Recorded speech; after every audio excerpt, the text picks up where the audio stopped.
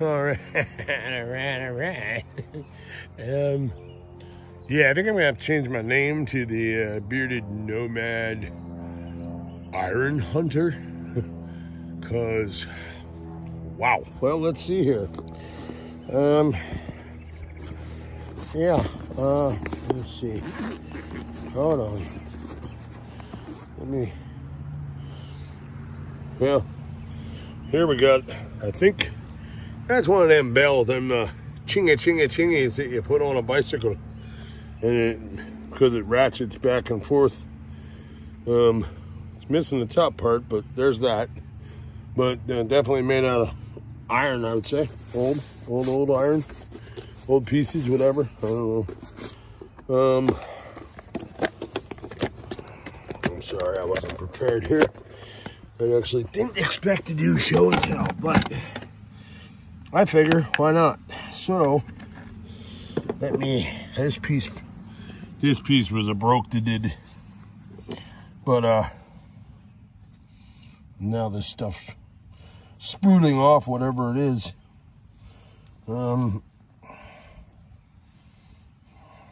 This here,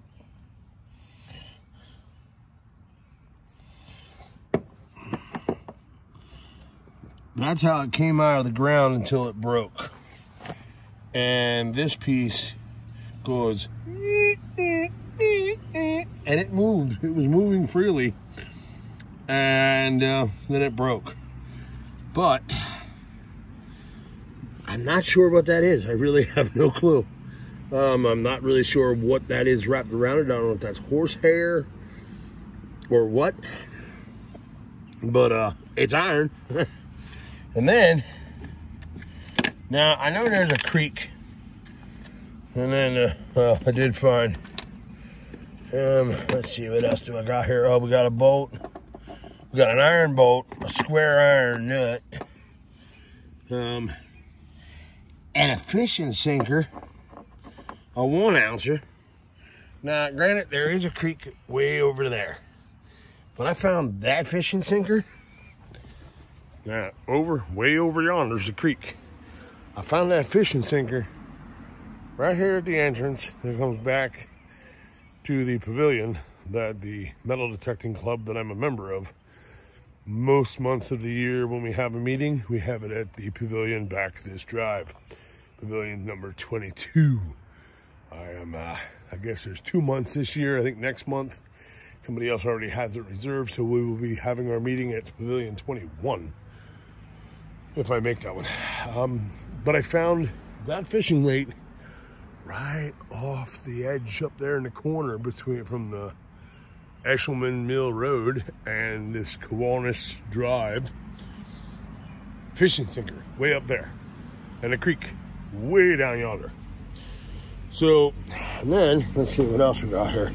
Oh yeah, let's not forget. Here's where call me the Iron Master comes in. A 2, a 3 body mount. Looks like some kind of old body mount. Oh, yep, there we go. We got iron sheeting. Oh, you know what that is? That's the piece that goes over against the wall to hide the hole where you run a pipe through to go to your shitter or your sink back in the old days. Nobody thought about making a precision hole. We just made it big enough, and then this one on the pipe, and then you just rip, and that would completely cover up the hole. That I found way over yonder. I do believe most of this stuff was all over on that side of this little parking area. Oh, and let's not forget let's not forget the trash. Well, we got the piece of flat there with rivets, heads. Oh, yep, here we got more. Yep, don't forget this. Yep, we got more. We got plenty here. See, we got them. Not really sure, part of a can, I think. Yeah. Hold on, I think there's more in here. Oh my goodness. Oh, of course there is. Here we go. We got Yeah, we got a bolt. Oh, of course, couldn't go without the infamous pull tabs, you know. Gotta have the pull tabs. Absolutely. Can't. A piece of trash I just picked up because, you know, that's what I do here. I pick up the trash that everybody, oh, and don't forget the nail. Gotta have a nail in there. We gotta have the nail. Had the nail. So here I was, you know, I mean, that piece there was kind of intriguing because I don't know what it is. This, I'm not sure if this is, this could possibly be, I don't know if this is an old made token from the club, because they used to have their seated hunts over here. They told us at the last meeting for us newbies.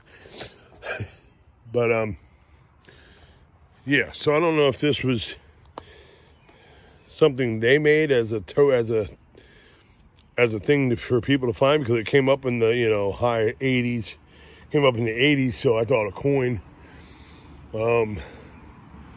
They used to actually they said they used to bury the silver and everything when silver was cheaper. They used to bury it over here for the seated hunts. But I'm wondering if this was something that they has a special prize or something. I don't know. But anywho, so needless to say, after all that, I was getting a little discouraged. You know, I mean, the bell was cool. The bell, when I found that and that piece, I was quite intrigued. Everything else, I'm like, oh, good God, more iron, more iron, more iron, more iron. I was about ready to give up. And I thought, self, take your happy backside across the road and try over there. So that's what I did. And it's much quieter over there, less iron signals, but there is some. But I passed them up. And anything that sounded like a pull tab, I passed up a few. But then I thought, hey, self, wait a minute. There's a lot of things that are going to ring up like pull tabs and trash in the 50s, upper 40s, 50s. That with this, dun, dun, dun, it could be gold. It could be brass. So I thought, self, you better dig to the next good signal that beeps. And it did. I had a signal and it was a solid in the 50, like low 50s. And I went, ooh, let me dig it. Can you dig it? I can dig it. Well, I dug it all right. And guess what? Well, we got a first. Well, I have a couple first. A dingy from back in the day, old day. First there. First, whatever that thing is. First for a couple of these pieces. Body mount off an old vehicle or something. But here is the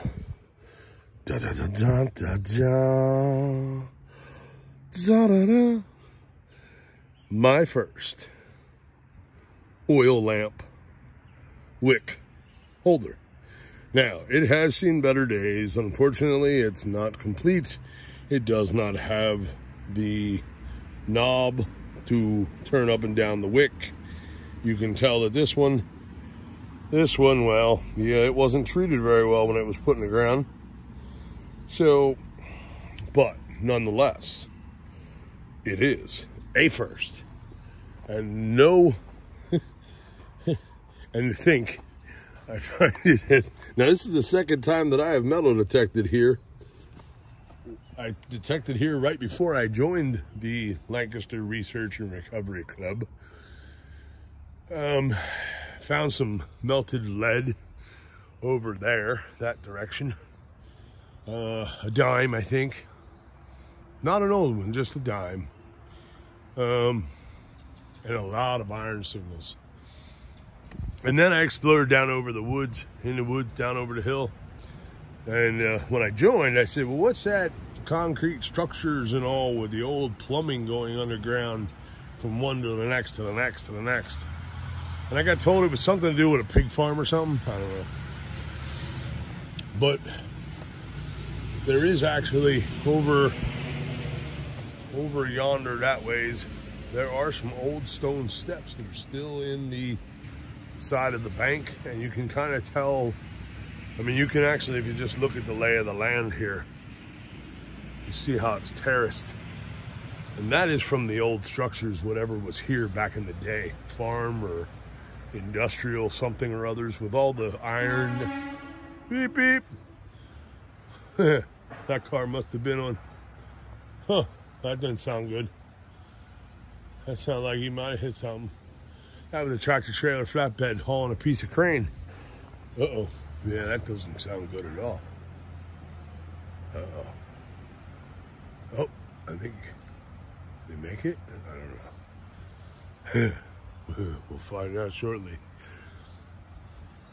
But yeah, there was definitely something back here when I asked. You know, I'm not completely happy with the answer I was given. But when I did try to do research, I couldn't find anything. But I also know that at the end of this parking lot was where the road used to go out and up to Eshelman Mill Road. Back in 1951, there was a road that came in here. This wasn't a parking lot per se, or if it was because of whatever business was going on here. And this road here to my left was not going out to Eshelman Mill Road. So, just a little history there for anybody that might care. Those are the little things that I find intriguing to make sure that, because, you know, where roads were, where roads aren't, it can tend to give you an idea for some stuff when it comes to relic hunting and trying to find stuff. So, and I'm only down here in Lancaster because I had to come down and get my mail. And after my daughter digging a wood tick and a deer tick out of my back last Friday, after getting Mona back from the garage,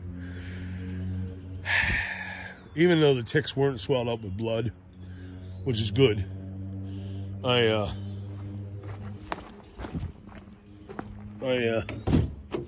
see here.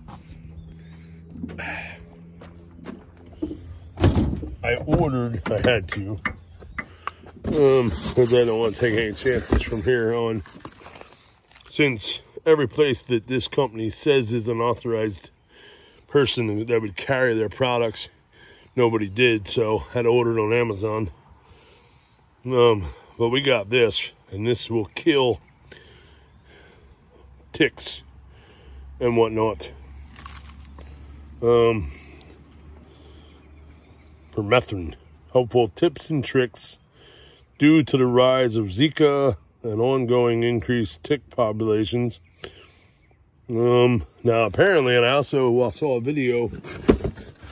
Oh, and I did have to get one other thing too, because it's been doing it again now that for some reason.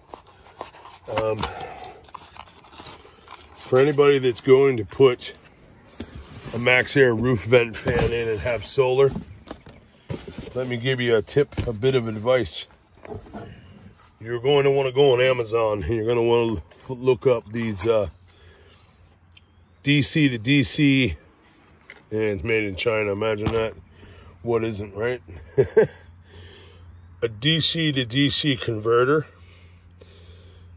8 to 40 volts, with a constant output of 12. The Maxxair roof vent fans, they function okay.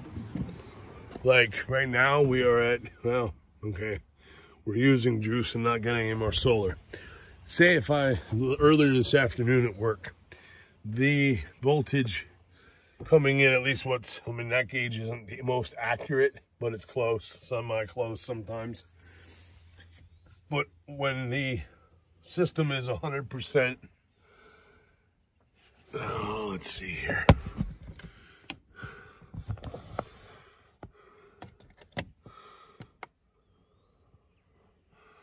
We are at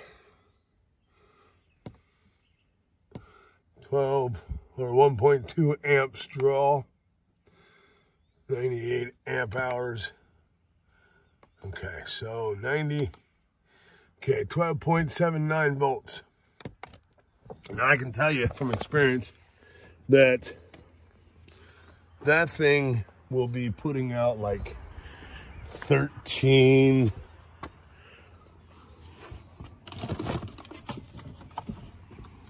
Oops. Oh.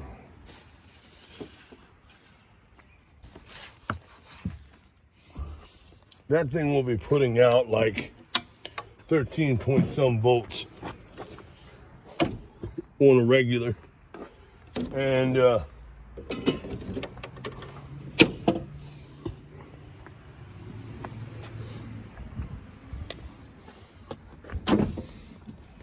when I've had it hit where it was 14 volts, and it makes your MaxxAir roof vent fan shut off.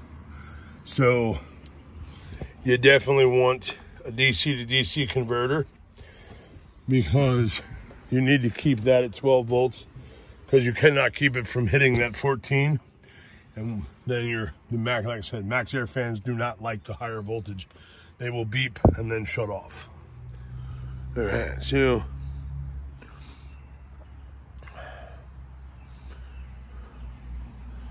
as for the metal detecting portion of this day, this program, thank you for watching. And remember, fight for love, not hate. And if you're into metal detecting, keep on swinging. And I will see you all in the next one. Stay good.